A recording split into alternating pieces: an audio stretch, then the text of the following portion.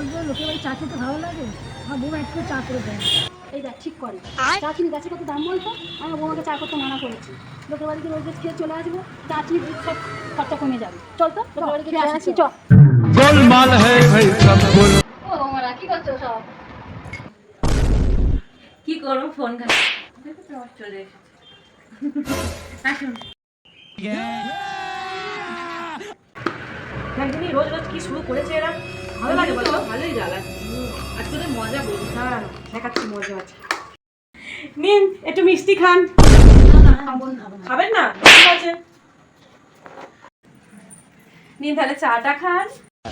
না না চা খাবো না বৌমা। চা খাবেন না? ঠিক আছে কি দেখো খেয়েছে খেয়ে নিন তাহলে একটু মুড়ি চানাচুর খান। না না বৌমা মুড়িও খাবো না। ছোট এরা খাবে না রে, তুই নিয়ে চলে যা, এরা খাবে না।